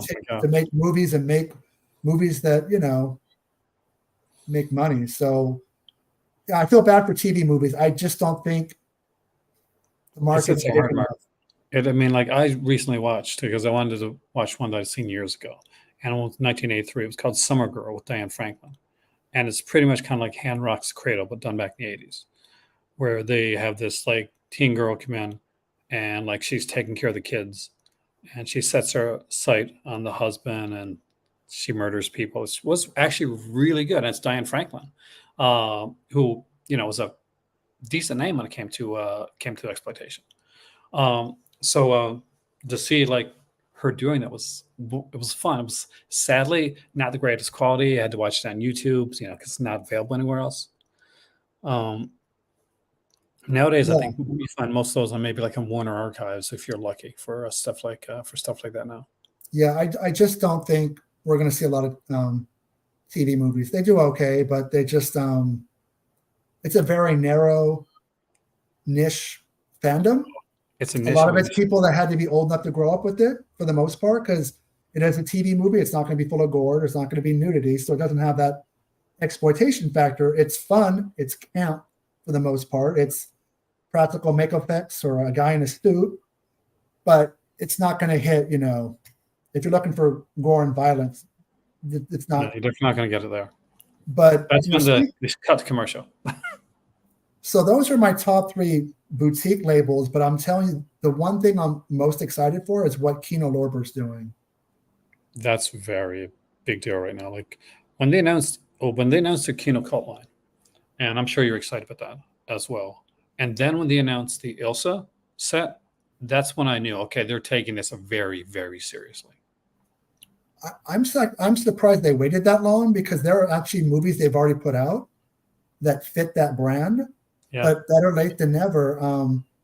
I thought it was funny that people were upset that Kino was the ones that are going to get Ilsa, like it had to be Vinegar Syndrome or Severin. Talk about being spoiled. The fact that the movies are coming in 4K, that they haven't been available since Anchor Bay put them on DVD probably almost 25 years ago. And you're going to get a 4K box set with a ton of extras because, their quality control there is really good. Stop whining. Just fucking buy the movies. I agree. I'll second that. I'm like, Kino has great quality control. And that has been an issue with some companies, unfortunately. And I think a lot of it comes down to trying to get movies out, at the right time frame and the right speed, get them out within a certain pocket. Like if you want an October release, if you want to get it out for it's a Black Friday thing, and people's patience sometimes, I'm not going to lie, tends to be a little thin. They're like, oh, I didn't get my movie yet. Where's my movie? We've all been on those websites where every second post the day after a sale is like, oh, did they get sent out yet? Probably not. The sale just ended yesterday. Let me be the old man shaking my fist at the sky. But I remember not even 20 years ago when Anchor Bay was cranking out movies fairly quick, but you had to get like maybe 2 releases every 3 months. And this was DVD. One day you would get The Black Cat and House by the Cemetery. 3 months later, you would get Deep Red and Inferno. 3 months apart, and you weren't getting slipcovers because they didn't exist. It was DVD, so the picture quality wasn't Blu-ray. We're getting, other than the weekend, Monday through Friday, there's almost an announcement every day of every week by somebody. So the fact that, Ilsa can be 4K, and somebody over here was asking how much, it should be pricey. I mean, I don't expect it to be cheap because it's 4K of, how many, was it 4 movies? 4 movies. 3 is like legit Ilsa, but there's a 4th kind of Ilsa. I mean, I don't think they'll be outrageous because they've always been pretty good with their prices, but that's an instant buy for me. I don't care what the price is. Oh yeah, no, that's 100%. And they put out and I have the Outer Limit sets, which were absolutely fantastic. It's a shame what happened with the Colombo set. I'm sure you saw the outrage. Do you think that's because of the strikes? I'm thinking maybe. Where people can't talk about stuff, and because that's just late minute, last minute kind of random, right? I thought at first maybe the studio was just like limiting what was new that could be put on the disc. But with the SAG-AFTRA thing that's going on right now, there's so much that's up in the air. And I think hopefully sooner rather than later, like that gets straightened away, because I'm not sure if you remember the movie, but there's a movie called Looker that came out back in the 70s. Michael Crichton directed it. And it stars Albert Finney and Susan Day. And it is about, and this is going to sound really, really scarily familiar right now. It's about models that are getting murdered. And it turns out that the models have been paid by a company to like do their likeness, a digital version of their likeness. And then surprise. Yeah. And if you've never seen Looker, by the way, check it out, because that's exactly what it's about. It's something that really is relevant right now. I think, Malcolm, are you referring to $60 for the Ilsa set? Because that's going to be more than $60. It'll probably at least at minimum be $100. $25 a pop. Oh, is that what he's talking? I'm thinking, my money. I think United States at least 100, at least, and it would be worth it at 120, to be honest. I would buy it at 120 because at 4K, you never need to buy those films again, ever. And there's such I'm looking forward to it. Hopefully, we'll get some nice features on there, and I'm hoping nothing else or no special feature and then get pushed back because of the strike, which is sad actually. It looks like a couple of movies that are coming out. I know they're numbered differently. I think Lorna is number 1. There's a couple like regional mid-'80s horror films that are coming. Those look okay. I was wondering why they were waiting on it. They announced about a year ago, a soft announcement, Kino did, that they were going to release a Clive Barker adaptation called Underworld, also known as Transmutations, which is from George Pavlou, who also directed Rawhead Rex, which is already out from Kino. That's supposed to come out like January of next year. That hasn't been available since VHS. I remember the VHS because I had the embossed like case. And I have actually interviewed the director before, and always liked the film, but it's just, I know that Clive Barker is not a big fan of either Rawhead Rex or Underworld. But I like them. They're a little, I think Rawhead Rex is amazing, actually. I mean, I'm not comparing it to the book. Of course, the books will always be different, but I think that movie is great, and it's gotten better with time. And Underworld, say this right now, Rawhead Rex is so Barker, it's insane. Like you're looking at a movie where somebody like the priest scene, like that's so Clive Barker. Sorry to interrupt you. Do you still have the image I sent you from Jose Prendes? Oh, do I have it on here? Let me just see. Master Chaos just joined the club. Welcome, Jose, man. I'll get it up here in a second. Take your time. But I will say right now, was a massive fan of like there it is right there, I think. Oh. It's going to take me a second, so keep talking, guys. Okay. Does anybody have any questions? Shoot. Master Chaos, tell us about your Exorcist inspired The Exorcist films for the Asylum. What's going on with that, Master Chaos? Michelle Bauer. AKA Jose Prendes also just got Michelle Bauer for the film. Which I'm so jealous of, by the way. I'm not going to lie. She is such a gorgeous, gorgeous woman. And from the picture I saw from Jose, still gorgeous. He's like, oh no, should I be worried? No. If you can't find it, Aaron, it's okay. I just thought it would be funny since he's in here. Okay. No, Jose, it's actually an image of our interview we did many years ago. Which is right here. It's fine. You can hear a noise on my computer.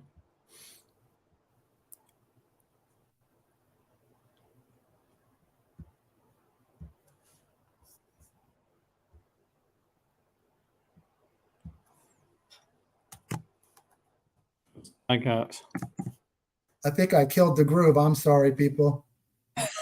That's okay. I messed it up. It was going so well. You did not. It's good. Keep talking, people. We have blackmail stuff for a bit from Jose right now. Coming at the end of September in theaters and VOD, potentially DVD end of year. Oh, I like that.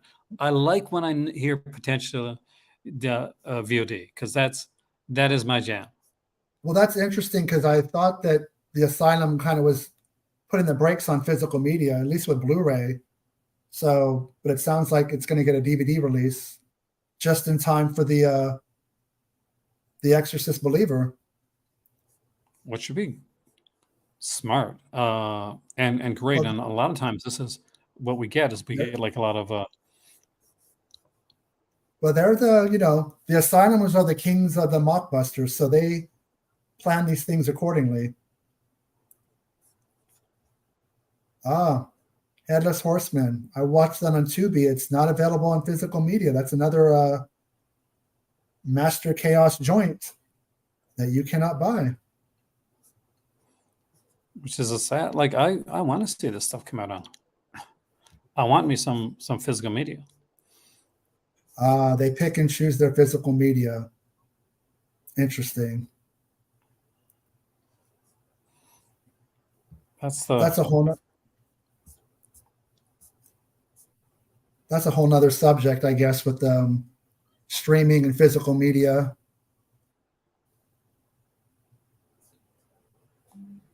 Because that's the killer part of it when it comes to something like that. I'm gonna see if I can get this to work. See if it shows up for me. There it is. Sadly, it's not coming out right. We're cutting your head off, Matt. Hey, he is now the headless horseman. He's the headless horseman. We have taken the head of Master Chaos. And now I can see it in the middle, in the split screen. I can see sort of the words. So there you go. Like I can just put to There the you side. go. There's Jose. Jose, you've just become our background. Unfortunately, we don't have his head, but we can see his goatee. So Maybe Culture can help me release a few of those. I guess the question should be, Jose, do you have a contact at the asylum that has opened the idea of licensing films? And if they are, then there can be a discussion. And if not, then it can't happen.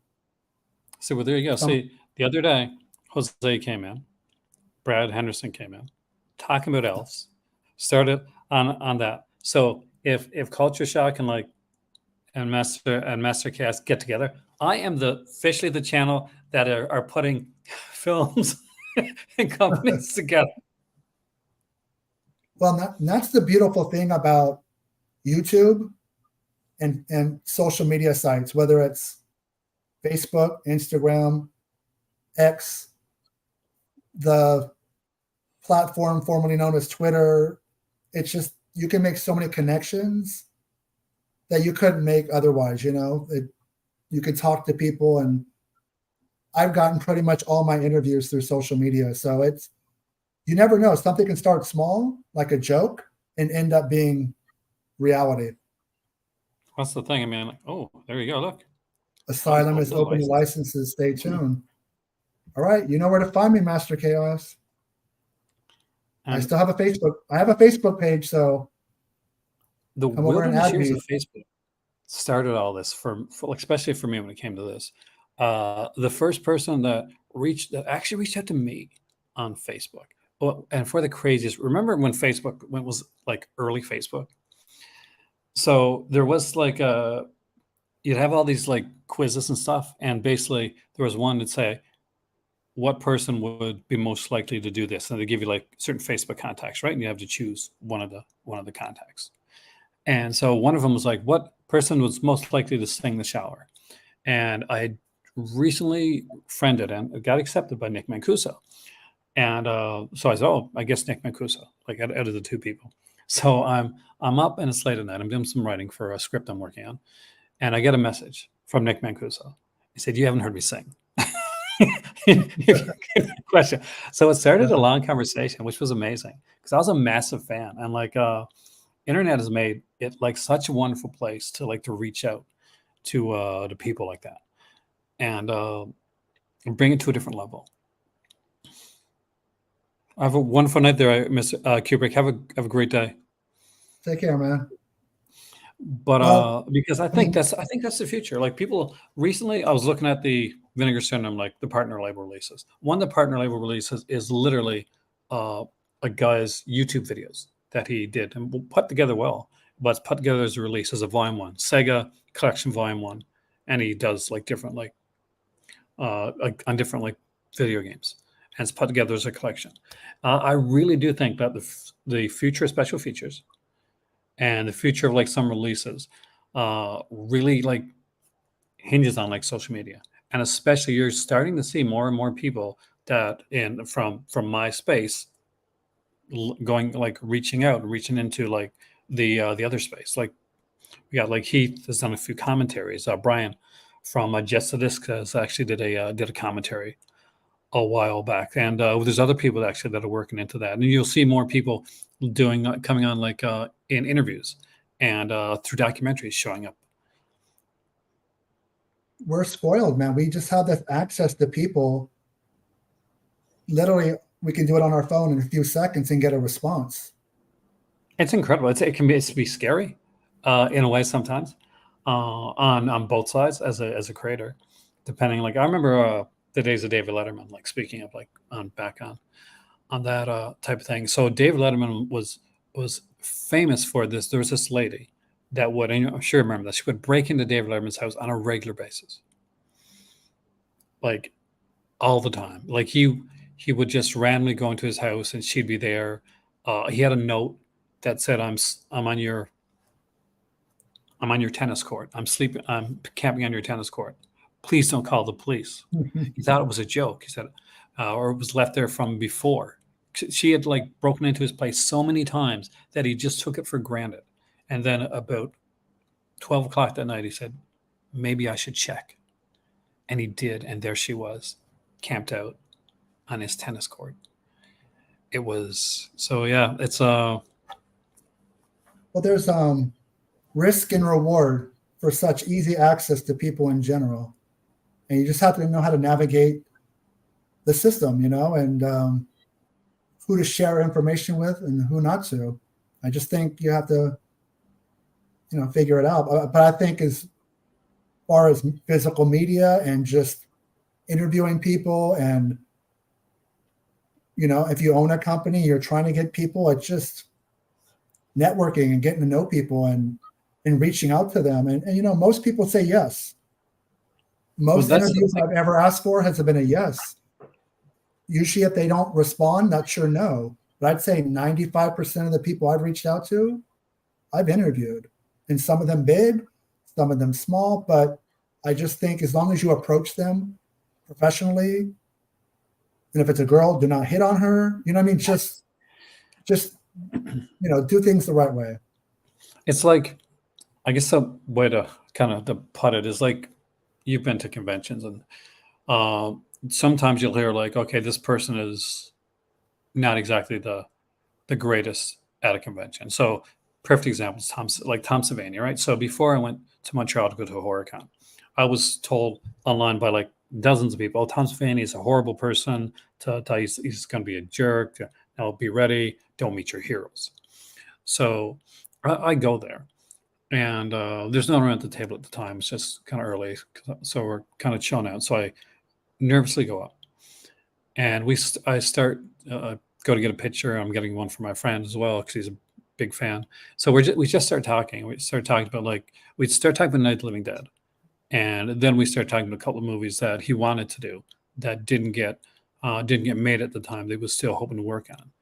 And we had one of the nicest, most rewarding conversations I've ever had at a convention.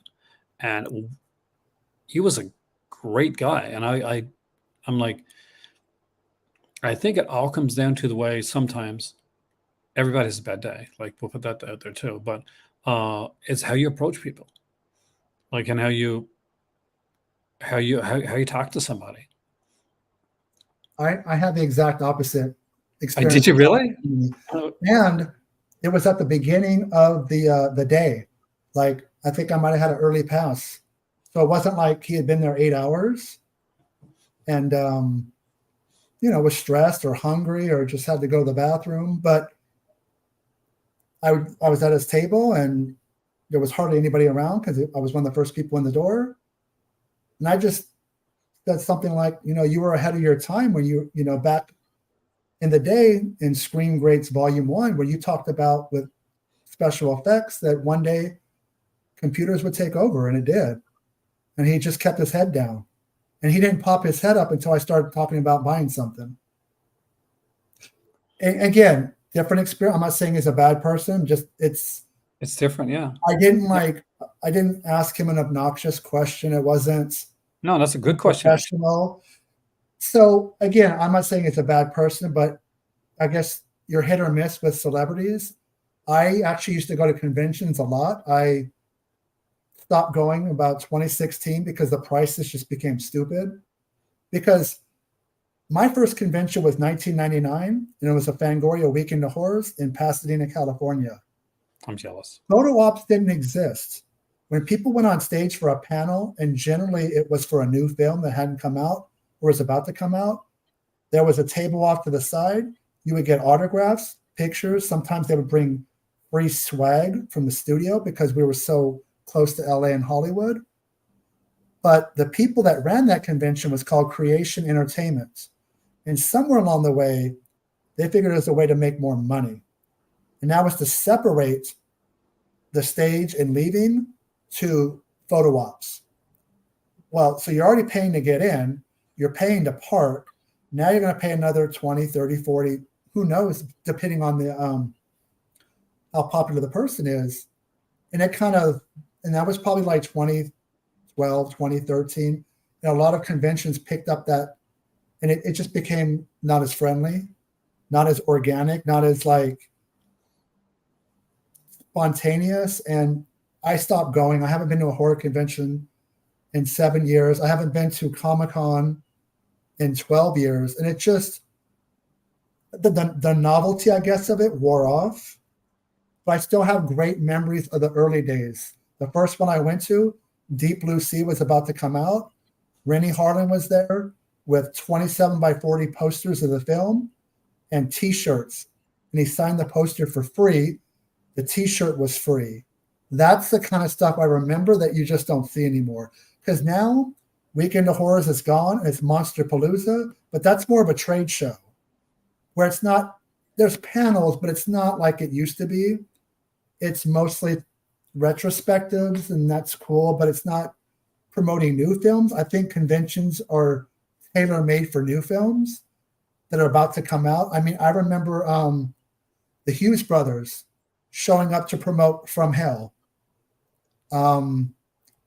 William Malone to promote House on Haunted Hill. Just whatever the new movie was of that year, there was a Jeepers Creepers 2 panel, and Victor Salva was there, but because of his history on Clown House, he couldn't go on stage because he knew what was coming. So he stayed in the audience, but there was a panel for that film, but it was kind of like uncomfortable because everybody knew. Yeah, you think that was like, yeah. That'd be but the old days of the conventions are long gone. I mean, if you'd never been, I could see where people would be excited, but I'm spoiled and went to like the late 90s, early 2000s. And that's where I met Dario Argento. He came out to LA, and he never does, California. And I met him. I was like, that was a bucket list. And I mean, I was able to meet him. And me too. That's one I still.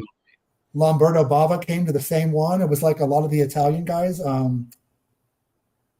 What's his name? Sergio Stivoletti was there, who does all the makeup effects for Dario's films. So I have great memories.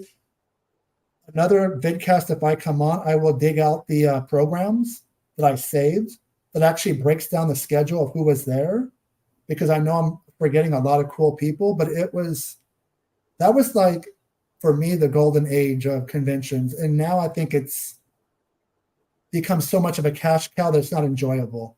At least it isn't for me. Yeah, no, I think if you go now, like, you really got to go there for not just so much for the people as is the experience of the other people that are around you, like that are into the stuff that you're into. Like if you're someone like me, and I meet most of the people that I see on here, through here, I talk to them through here. Like the thought of actually being able to go to a convention where, say, I go to London, and like I know Malcolm's that way, and George is not here tonight, but like he's over in Scotland, like it's over in the UK area. The thought of being able to meet people, kind of like-minded people, is what excites me, I guess, right now when it comes to the whole convention circuit part of it. No, I think you're right. I think if you're still going now, I think that's probably what makes it the most rewarding. It's not the prices and all that, and are you going to meet somebody that might be nice or rude? I think it's the community that has spilled from conventions to the internet, to the mutant family, to Twitter. I'm still going to call it Twitter, by the way. To the last drive-in. I think without the convention scene and the internet, that show wouldn't have made it past its initial run. Now, literally, it is the anchor of Shudder. If they take that show away, Shudder goes bye-bye. There's just no way. I'd say 90% of the people that sign up for it is because of Joe Bob and Darcy the Mail Girl. Darcy is so smart when it comes to this. And I think, like, correct me if I'm wrong, but I think Darcy is kind of like the lead part when it comes to the social media aspect of it. She seems to be really on kind of on game. Like Joe Bob's older. Like social media is not as much his thing, and I'm older, but social media is my thing. But it just tends to be the way it is for a lot of people that are older. But Darcy's, she's younger. She knows the social media game, the whole mutant family. What a great idea! You got this sense of community, and when you watch it, it's an event. They made it an event, and I wish they could have done the same with Elvira, and they would have had two shows that could have gone well, but it didn't work out as well, unfortunately, when she did hers there. Alan is asking about Ruggero Deodato's Dial Help. It has to be a rights issue because I would think that was tailor-made for Severin Films. Actually, I like his more bizarre films. I enjoy Dial Help and The Washing Machine more than I do Cannibal Holocaust. I love The Washing Machine. Because they're wacky and they're crazy, right? I could be wrong. I don't know. I haven't looked into those films.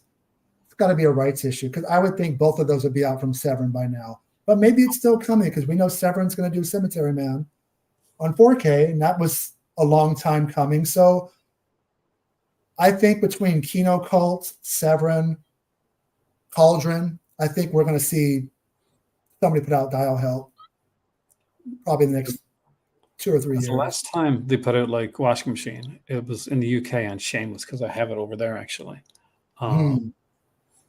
You have that ugly yellow disc. I love that, man. It's so yes, I do because it's so cheesy because it has like that like metal case with the plastic. Like I think it fits for that film because it's Giallo-esque. Yeah. But I don't think every one of their films needs to be yellow. I like the yellow because it is like I'm a sucker for it. I got like a whole bunch of them over there. One of the best though is they put out, and do you collect any of their stuff? I don't own any. I'll be honest. I don't own any Shameless. They put out Bronx Warriors in a big steel tin with an embossed skull from like Trash's motorcycle, which was really incredible. Yeah, but I think actually speaking of Deodato, I have coming. What is it? Phantom of Death from Cauldron is, and it's supposed to come this month. I ordered it probably back in May. I think it's not going to come out till they still haven't shipped it yet. Cauldron's a little bit slow. Their window between announcing movies and actually sending them to you is probably longer than the average label. But I think Phantom of Death is one with I've never seen. It's got Donald Pleasance, and I'm excited to check it out. But it hasn't been. It's got delayed for some reason. It's a fun title. I mean, like I like Phantom of Death. Again, that's another Shameless release. I got they put out Diogato's Cinema of Death a few years back, and I was in London at the time, so I bought a bunch of the releases because they were like really cheap to buy. But Phantom of Death is a ton of fun. It's a weird film, but it's a good film. If you like the weirder stuff, you're going to be in for a good time. Did we miss anything? We've been jumping all over the place. Did we go over everything that we wanted to? This is your show, man. I am along for the ride. This is the Cult of Cinema, which means it's Aaron's show. I'm just a guest, but I'm just looking at the clock, and I've had to tell my daughter to hang out in the room for 2 hours. I apologize to your daughter. No, it's not your fault. It's just I want to make sure that there was no interruption. So the door behind me, I said, please stay in there for 2 hours at least so I can get through this without – I don't want people walking in the background, so I got to make her dinner. My dog over here in the corner in the kennel here has to be fed. But I don't want to cut it too short, but we still have a few minutes. I just want to, if I duck out here real quick, I definitely want to come back and hopefully I've talked to Daniel, who is the owner of Culture Shock. He and I will be back on your show probably in the next month if you have us on. Love to. It's been a blast having you on here tonight. I hope you've enjoyed it. Oh, this has been great. I actually don't want to go, but there's other vidcasts, and I realize that the weekend's not the best day. I know that we probably would, if we did this Monday through Friday, we'd have a lot more people because I get it on the weekends. People make plans. For people that don't know, I work graveyard shift. So I'm upside down where I work at night and I sleep in the day. And since there's an 8-hour gap between Aaron and I, Kind of it works just for me actually that way. like literally when you do the TerraVision Tuesdays or the Vinegar Syndrome, like at 9 in the morning, I'm literally went to sleep a couple hours before. I would love to watch them or be on them, but I'm literally sleeping and waking up like 6-7 hours later. So I prefer to do a weekday, over a weekend, because I just realized you're not going to have as many eyes watching on a Saturday than you are during the week. Any day you want to come on, any day Daniel wants to come on, you just let me know. I'll clear the schedule. We'll get you guys on, talk about this, talk about culture shock. Anytime you just want to come on and hang with us, hang with me and Malcolm. You're welcome, my friend. No, it's been great. Thank you for everybody who watched. I see people are kind of starting to duck out now, but yeah, we'll come back. I'll come back and we'll talk a little bit more in depth about culture shock. I couldn't go into too many details, but maybe if we get approval, we can make one announcement, something. That way, they give people even more of a reason to want to check out the video. Because I realize that your videos are great, but if you can have an exclusive, it's going to bring in more eyes to your channel. That's the thing. Eyes always help. That's that. That, and I get excited to find out about this stuff too. Like I'm a movie lover, a movie collector. So all this stuff is like a joy for me. And you know what? I think you and I and all the people that are your viewers, we're all in the same boat. We're all fans of movies. Most of us have collections, and this is a good way to, talk about it, talk shop, because, doesn't matter where we are in the map, we can come together, regardless of where we live. So that's very cool. I mean, you're in Morocco, I'm in California, Malcolm's in United Kingdom. We're nowhere near each other, but this is a good way of, community. It's amazing. And I'm going to thank you again for coming on. If you stay on a couple seconds after, I'm just going to do the outro thing for everybody. So thank you guys so much for coming in. And I think I heard that there was going to be a delay in the Cauldron one. There's a couple things that are getting delayed, but fingers crossed it comes soon. Sounds good. Thanks, guys. See you all next time on the Call to Cinema. Thank you again, Jason. Thank you, Aaron.